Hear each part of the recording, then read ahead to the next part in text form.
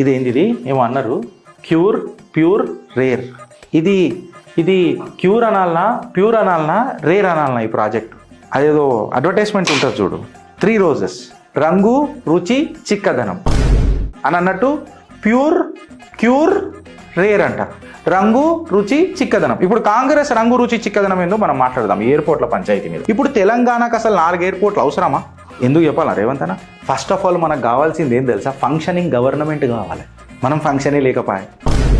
ఎంతసేపు ఆరోపణలు, ఆడు ఇట్లా చేసిండు, ఆడు ఇట్లా చేసిండు, ఇట్లా చేసిండు, డింకా I go to Davos nuclear fission డమ్కా ఢిమ్కా డున్ డుస్. ఇలా వీళ్ళు పెద్ద పెద్ద అనౌన్స్మెంట్లు చేసిరు కానీ ప్రాక్టికాలిటీలలో జీరో ప్రాక్టికాలిటీ ఉన్నది. అసలు కాంగ్రెస్ ప్యూర్ ఉందా?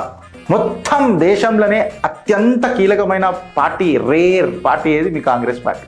మీ మాటలు మీకు జబర్దస్త్ వర్తిస్తే అచ్చా సరే అన్న ఏమన్నాడో చూద్దాం. త్వరలో కొత్తగూడెం, రామగుండం, వరంగల్, ఆదిలాబాద్లలో ఎయిర్పోర్ట్లు. వామ్మో, 4 ఎయిర్పోర్ట్ల పేపర్ ప్లేన్లు కావు కదా ఎగరేసేటివి. 4 ఎయిర్పోర్ట్ల. డిసెంబర్ 1 నుంచి 13 వరకు 2 ఏళ్ల ప్రజాపాలన ఉత్సవాలు. ఏందే ఉత్సవాలు? నాకు వేరే రకంగా అనిపించింది. గ్లోబల్ పత్రిక ఆవిష్కరణ గదే నా చేతిలో పట్టుకున్నారు. ఒక్కోళ్ళ ముఖాలలో నవ్వులేదు. కరెక్టా కదా? రేవంత్ అన్న సీరియస్గా ఉన్నాడు, ఉత్తమన్న కూడా ఓకే నవ్వాలన్నా వద్దని అన్నట్టున్నాడు, బట్టి విక్రమార్క గారు సీరియస్గానే ఉన్నారు, శ్రీధర్ బాబు గారు అయితే అబ్సల్యూట్గా సీరియస్ ఉన్నారు, కొండా సురేఖ గారు అయితే ఏందబ్బాయి పంచాయతీ అని అన్నట్టు ఆమె పాపం ఉన్నది.